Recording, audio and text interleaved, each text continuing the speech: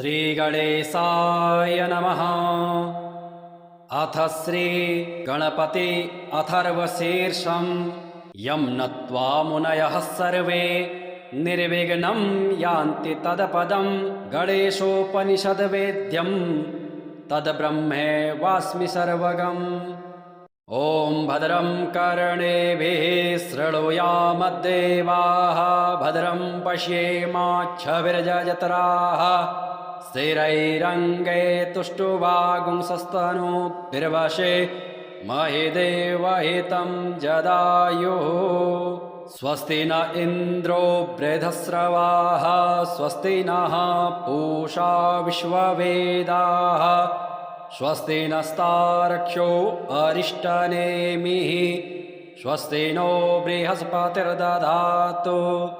हरिः ॐ नमस्ते गणपतये त्वमेव प्रत्यक्षं तत्त्वमसि त्वमेव केवलं कर्तासि त्वमेव केवलं धर्तासि त्वमेव केवलं हर्तासि त्वमेव सर्वं खल्विदं ब्रह्मासि त्वं साक्षादात्मासि नित्यं। ऋतं वच्मि सत्यं वच्मि अवत्वं माम अवक्तारम् अवश्रोतारम् अवदातारम् अवधातारम् अवानुचानमवशिष्यम् औपश्चात्तात औपुरस्तात् अवोत्तरात्तात् अवदक्षिणात्तात् अवचोद्धरात्तात् अवाधरात्तात् सर्वतो मां पाहि पाहि समन्तात्। त्वं वाङ्मयस्त्वं चिन्मयः त्वमानन्दमयस्त्वं ब्रह्ममयः त्वं सच्चिदानन्दाद्वितीयोऽसि त्वं प्रत्यक्षं ब्रह्मासि त्वं ज्ञानमयो विज्ञानमयोऽसि। सर्वं जगदिदं त्वत्तो जायते सर्वं जगदिदं त्वत्तिष्ठति सर्वं जगदिदं त्वयि लयमेष्यति सर्वं जगदिदं त्वयि प्रत्येति। त्वं भूमिरापो नलो निलो नभः त्वं चत्वारि वाक्पदानि त्वं गुणत्रयातीतः त्वं अवस्थात्रयातीतः त्वं देहत्रयातीतः त्वं कालत्रयातीतः त्वं मूलाधारस्थोऽसि नित्यं त्वं शक्तित्रयात्मकः त्वां योगिनो ध्यायन्ति नित्यं। त्वं ब्रह्मा त्वं विष्णुस्त्वं रुद्रस्त्वम् इन्द्रस्त्वम् अग्निस्त्वं वायुस्त्वं सूर्यस्त्वं चन्द्रमास्त्वं ब्रह्म भूर्भुवः स्वरोम। गणादिं पूर्वमुच्चार्य वर्णादिस्तदनन्तरम् अनुस्वारः परतरः अर्धेन्दुलसितां तारेण रिद्धम् एतत्तौ मनुस्वरूपम्। गकारः पूर्वरूपम् अकारो मध्यमरूपम् अनुस्वारः स्वान्तरूपम् बिन्दुरुत्तररूपम् आदः सन्धानम् संहिता सन्धिः शैषा गणेशविद्या गणकऋषिः निश्चित गायत्री छन्दः श्रीमहागणपतिर्देवता। ॐ गङ्गणपते नमः। एकदन्ताय विद्महे वक्रतुण्डाय धीमहि तन्नो दन्तिः प्रचोदयात्। एकदन्तं चतुर्हस्तं पाशमङ्कुशधारिणं रद्दं च वरदं हस्तैर्बिभ्राणं मूषकध्वजं रक्तं लम्बोदरं शूर्पकर्णकं रक्तवाससं रक्तगन्धानुलिप्ताङ्गं रक्तपुष्पैः सुपूजितं भक्तानुकम्पिनं देवं जगत्कारणमच्युतम्।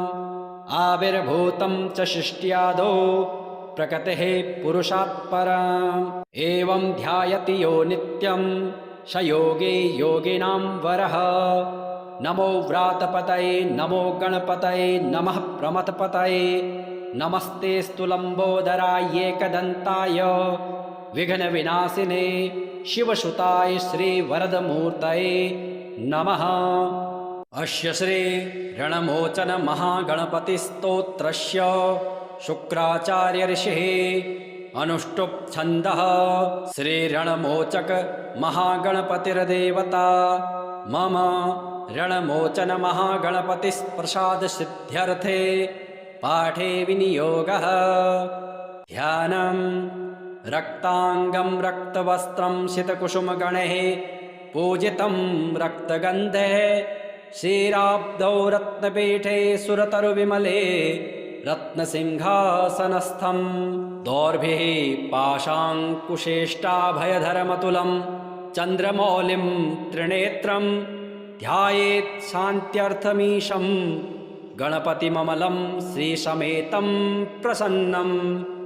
स्मरामि देवदेवेशं वक्रतुण्डं महाबलं षडक्षरं कृपासिन्धुं नमामि ऋणमुक्तये। एकाक्षरम् एकदन्तमेकं ब्रह्म सनातनम् एकमेवाद्वितीयं च नमामि ऋणमुक्तये। महागणपतिं देवं महासत्त्वं महाबलं महाविघ्नहरं शम्भो नमामि ऋणमुक्तये। कृष्णाम्बरं कृष्णवर्णं कृष्णगन्धानुलेपनं कृष्णसर्पोपवेतं च नमामि ऋणमुक्तये। रक्ताम्बरं रक्तवर्णं रक्तगन्धानुलेपनं रक्तपुष्पप्रियं देवं नमामि ऋणमुक्तये। पीताम्बरं पीतवर्णं पीतगन्धानुलेपनं पीतपुष्पप्रियं देवं नमामि ऋणमुक्तये। धूम्राम्बरं धूम्रवर्णं धूम्रगन्धानुलेपनं होमधूमप्रियं देवं नमामि ऋणमुक्तये। भालनेत्रं भालचन्द्रं पाशाङ्कुशधरं विभुं चामरालङ्कृतं देवं नमामि ऋणमुक्तये। इदं ऋणहरं स्तोत्रं सन्ध्यायां यः पठेन्नरः षड्मासाभ्यन्तरेणैव ऋणमुक्तो भविष्यति। हरिः ॐ नमस्ते गणपतये। त्वमेव प्रत्यक्षं तत्त्वमसि त्वमेव केवलं कर्तासि त्वमेव केवलं धर्तासि त्वमेव केवलं हर्तासि त्वमेव सर्वं खल्विदं ब्रह्मासि त्वं साक्षादात्मासि नित्यं। ऋतं वच्मि सत्यं वच्मि अवत्वं माम अवक्तारम् अवश्रोतारम् अवदातारम् अवधातारम् अवानुचानमवशिष्यम् औपश्चात्तात् औपुरस्तात् अवोत्तरात्तात् अवदक्षिणात्तात् अवचोद्धरात्तात् अवाधरात्तात् सर्वतो मां पाहि पाहि समन्तात्। त्वं वाङ्मयस्त्वं चिन्मयः त्वमानन्दमयस्त्वं ब्रह्ममयः त्वं सच्चिदानन्दाद्वितीयोऽसि त्वं प्रत्यक्षं ब्रह्मासि त्वं ज्ञानमयो विज्ञानमयोऽसि। सर्वं जगदिदं त्वत्तो जायते सर्वं जगदिदं त्वत्तिष्ठति सर्वं जगदिदं त्वयि लयमेष्यति सर्वं जगदिदं त्वयि प्रत्येति। त्वं भूमिरापो नलो निलो नभः त्वं चत्वारि वाक्पदानि त्वं गुणत्रयातीतः त्वम् अवस्थात्रयातीतः त्वं देहत्रयातीतः त्वं कालत्रयातीतः त्वं मूलाधारस्थोऽसि नित्यं त्वं शक्तित्रयात्मकः त्वां योगिनो ध्यायन्ति नित्यं।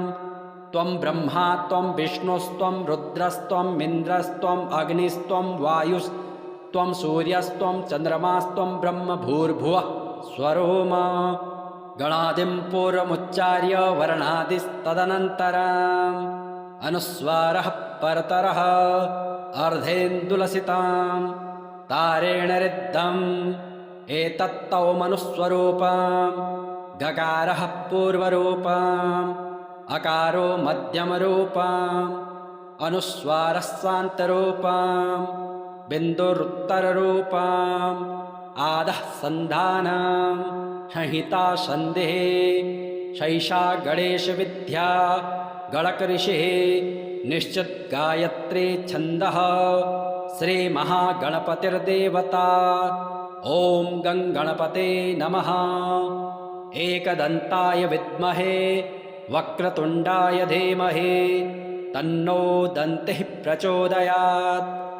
एकदन्तं चतुर्हस्तं पाशमङ्कुशधारिणं रद्दं च वरदं हस्तैर्बिभ्राणं मूषकध्वजं रक्तं लम्बोदरं शूर्पकर्णकं रक्तवाससं रक्तगन्धानुलिप्ताङ्गं रक्तपुष्पैः सुपूजितं भक्तानुकम्पिनं देवं जगत्कारणमच्युतम् आविर्भूतं च सृष्ट्यादौ प्रकृतेः पुरुषात् परम् एवं ध्यायति यो नित्यं स योगी योगिनां वरः। नमो व्रातपतये नमो गणपतये नमः प्रमथपतये नमस्तेऽस्तु लम्बोदराय एकदन्ताय विघ्नविनाशिने शिवसुताय श्रीवरदमूर्तये नमः। अस्य श्री ऋणमोचन महागणपतिस्तोत्रस्य शुक्राचार्य ऋषिः अनुष्टुप् छन्दः श्रीरणमोचक महागणपतिर्देवता। मम ऋणमोचन महागणपतिप्रसाद सिद्ध्यर्थे पाठे विनियोगः। ध्यानं रक्ताङ्गं रक्तवस्त्रं शितकुसुमगणैः पूजितं रक्तगन्धे क्षीराब्धौ रत्नपीठे सुरतरुविमले रत्नसिंहासनस्थं दोर्भिः पाशाङ्कुशेष्टाभयधरमतुलं चन्द्रमौलिं त्रिनेत्रं ध्यायेत् शान्त्यर्थमीशं गणपतिममलं श्रीसमेतं प्रसन्नं स्मरामि देवदेवेशं वक्रतुण्डं महाबलं षडक्षरं कृपासिन्धुं नमामि ऋणमुक्तये। एकाक्षरम् एकदन्तमेकं ब्रह्म सनातनम् एकमेवाद्वितीयं च नमामि ऋणमुक्तये। महागणपतिं देवं महासत्त्वं महाबलं महाविघ्नहरं शम्भो नमामि ऋणमुक्तये। कृष्णाम्बरं कृष्णवर्णं कृष्णगन्धानुलेपनं कृष्णसर्पोपवेतं च नमामि ऋणमुक्तये। रक्ताम्बरं रक्तवर्णं रक्तगन्धानुलेपनं रक्तपुष्पप्रियं देवं नमामि ऋणमुक्तये। पीताम्बरं पीतवर्णं पीतगन्धानुलेपनं पीतपुष्पप्रियं देवं नमामि ऋणमुक्तये। धूम्राम्बरं धूम्रवर्णं धूम्रगन्धानुलेपनं होमधूमप्रियं देवं नमामि ऋणमुक्तये। भालनेत्रं भालचन्द्रं पाशाङ्कुशधरं विभुं चामरालङ्कृतं देवं नमामि ऋणमुक्तये। इदं ऋणहरं स्तोत्रं सन्ध्यायां यः पठेन्नरः षड्मासाभ्यन्तरेणैव ऋणमुक्तो भविष्यति। हरिः ॐ नमस्ते गणपतये। त्वमेव प्रत्यक्षं तत्त्वमसि त्वमेव केवलं कर्तासि त्वमेव केवलं धर्तासि त्वमेव केवलं हर्तासि त्वमेव सर्वं खल्विदं ब्रह्मासि त्वं साक्षादात्मासि नित्यं। ऋतं वच्मि सत्यं वच्मि अवत्वं माम अवक्तारम् अवश्रोतारम् अवदातारम् अवधातारम् अवानुचानमवशिष्यम् औपश्चात्तात औपुरस्तात् अवोत्तरात्तात अवदक्षिणात्तात अवचोद्धरात्तात अवाधरात्तात सर्वतो मां पाहि पाहि समन्तात् त्वं वाङ्मयस्त्वं चिन्मयः त्वमानन्दमयस्त्वं ब्रह्ममयः त्वं सच्चिदानन्दाद्वितीयोऽसि त्वं प्रत्यक्षं ब्रह्मासि त्वं ज्ञानमयो विज्ञानमयोऽसि सर्वं जगदिदं त्वत्तो जायते सर्वं जगदिदं त्वत्तिष्ठति सर्वं जगदिदं त्वयि लयमेष्यति सर्वं जगदिदं त्वयि प्रत्येति त्वं भूमिरापो नलो निलो नभः त्वं चत्वारि वाक्पदानि त्वं गुणत्रयातीतः त्वम् अवस्थात्रयातीतः त्वं देहत्रयातीतः त्वं कालत्रयातीतः त्वं मूलाधारस्थोऽसि नित्यं त्वं शक्तित्रयात्मकः त्वां योगिनो ध्यायन्ति नित्यं त्वं ब्रह्मा त्वं विष्णुस्त्वं रुद्रस्त्वम् इन्द्रस्त्वम् अग्निस्त्वं वायुस्त्वं सूर्यस्त्वं चन्द्रमास्त्वं ब्रह्म भूर्भुवः स्वरोमा गणादिं पूर्वमुच्चार्य वर्णादिस्तदनन्तरम् अनुस्वारः परतरः अर्धेन्दुलसितां तारेण रिद्धम् एतत्तौ मनुस्वरूपम् गकारः पूर्वरूपम् अकारो मध्यमरूपम् अनुस्वारः स्वान्तरूपम् बिन्दुरुत्तररूपम् आदः सन्धानं संहिता सन्धिः शैषा गणेशविद्या गणकऋषिः निश्चित गायत्री छन्दः श्रीमहागणपतिर्देवता ॐ गङ्गणपते नमः। एकदन्ताय विद्महे वक्रतुण्डाय धीमहि तन्नो दन्तिः प्रचोदयात्। एकदन्तं चतुर्हस्तं पाशमङ्कुशधारिणं रद्दं च वरदं हस्तैर्बिभ्राणं मूषकध्वजं रक्तं लम्बोदरं शूर्पकर्णकं रक्तवाससं रक्तगन्धानुलिप्ताङ्गं रक्तपुष्पैः सुपूजितं भक्तानुकम्पिनं देवं जगत्कारणमच्युतम् आविर्भूतं च सृष्ट्यादौ प्रकृतेः पुरुषात् परम् एवं ध्यायति यो नित्यं स योगी योगिनां वरः। नमो व्रातपतये नमो गणपतये नमः प्रमथपतये नमस्तेऽस्तु लम्बोदराय एकदन्ताय विघ्नविनाशिने शिवसुताय श्रीवरदमूर्तये नमः। अस्य श्री ऋणमोचन महागणपतिस्तोत्रस्य शुक्राचार्य ऋषिः अनुष्टुप् छन्दः श्रीरणमोचक महागणपतिर्देवता मम ऋणमोचन महागणपतिप्रसाद सिद्ध्यर्थे पाठे विनियोगः।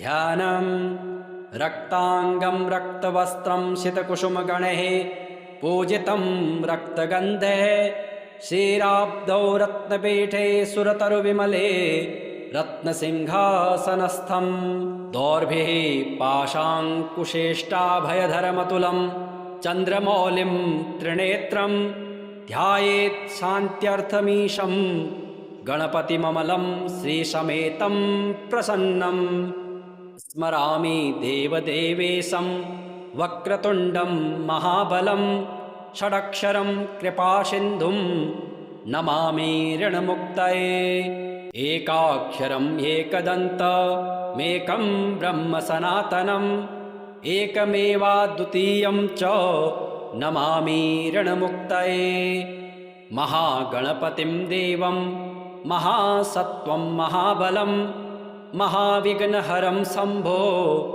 नमामि ऋणमुक्तये कृष्णाम्बरं कृष्णवर्णं कृष्णगन्धानुलेपनं कृष्णसर्पोपवेतं च नमामि ऋणमुक्तये। रक्ताम्बरं रक्तवर्णं रक्तगन्धानुलेपनं रक्तपुष्पप्रियं देवं नमामि ऋणमुक्तये। पीताम्बरं पीतवर्णं पीतगन्धानुलेपनं पीतपुष्पप्रियं देवं नमामि ऋणमुक्तये। धूम्राम्बरं धूम्रवर्णं धूम्रगन्धानुलेपनं होमधूमप्रियं देवं नमामि ऋणमुक्तये। भालनेत्रं भालचन्द्रं पाशाङ्कुशधरं विभुं चामरालङ्कृतं देवं नमामि ऋणमुक्तये। इदं ऋणहरं स्तोत्रं सन्ध्यायां यः पठेन्नरः षड्मासाभ्यन्तरेणैव ऋणमुक्तो भविष्यति। हरिः ॐ। नमस्ते गणपतये। त्वमेव प्रत्यक्षं तत्त्वमसि। त्वमेव केवलं कर्तासि। त्वमेव केवलं धर्तासि। त्वमेव केवलं हर्तासि। त्वमेव सर्वं खल्विदं ब्रह्मासि। त्वं साक्षादात्मासि नित्यं। ऋतं वच्मि सत्यं वच्मि अवत्वं माम अवक्तारम् अवश्रोतारम् अवदातारम् अवधातारम् अवानुचानमवशिष्यम् औपश्चात्तात औपुरस्तात् अवोत्तरात्तात अवदक्षिणात्तात अवचोद्धरात्तात अवाधरात्तात सर्वतो मां पाहि पाहि समन्तात्। त्वं वाङ्मयस्त्वं चिन्मयः त्वमानन्दमयस्त्वं ब्रह्ममयः त्वं सच्चिदानन्दाद्वितीयोऽसि। त्वं प्रत्यक्षं ब्रह्मासि। त्वं ज्ञानमयो विज्ञानमयोऽसि। सर्वं जगदिदं त्वत्तो जायते। सर्वं जगदिदं त्वत्तिष्ठति। सर्वं जगदिदं त्वयि लयमेष्यति। सर्वं जगदिदं त्वयि प्रत्येति। त्वं भूमिरापो नलो निलो नभः। त्वं चत्वारि वाक्पदानि। त्वं गुणत्रयातीतः। त्वं अवस्थात्रयातीतः। त्वं देहत्रयातीतः। त्वं कालत्रयातीतः। त्वं मूलाधारस्थोऽसि नित्यं। त्वं शक्तित्रयात्मकः। त्वां योगिनो ध्यायन्ति नित्यं। त्वं ब्रह्मा त्वं विष्णुस्त्वं रुद्रस्त्वं इन्द्रस्त्वं अग्निस्त्वं वायुस्त्वं सूर्यस्त्वं चन्द्रमास्त्वं ब्रह्म भूर्भुवः स्वरोम। गणादिं पूर्वमुच्चार्य वर्णादिस्तदनन्तरम् अनुस्वारः परतरः अर्धेन्दुलसितां तारेण रिद्धम् एतत्तौ मनुस्वरूपम्। गकारः पूर्वरूपम् अकारो मध्यमरूपम् अनुस्वारः शान्तरूपम् बिन्दुरुत्तररूपम् आदः सन्धानं संहिता सन्धिः शैषा गणेशविद्या गणकऋषिः निश्चित गायत्री छन्दः श्रीमहागणपतिर्देवता। ॐ गङ्गणपते नमः। एकदन्ताय विद्महे वक्रतुण्डाय धीमहि तन्नो दन्तिः प्रचोदयात्। एकदन्तं चतुर्हस्तं पाशमङ्कुशधारिणं रद्दं च वरदं हस्तैर्बिभ्राणं मूषकध्वजं रक्तं लम्बोदरं शूर्पकर्णकं रक्तवाससं रक्तगन्धानुलिप्ताङ्गं रक्तपुष्पैः सुपूजितं भक्तानुकम्पिनं देवं जगत्कारणमच्युतम् आविर्भूतं च सृष्ट्यादौ प्रकृतेः पुरुषात् परम्। एवं ध्यायति यो नित्यं स योगी योगिनां वरः नमो व्रातपतये नमो गणपतये नमः प्रमथपतये नमस्तेऽस्तु लम्बोदराय एकदन्ताय विघ्नविनाशिने शिवसुताय श्रीवरदमूर्तये नमः।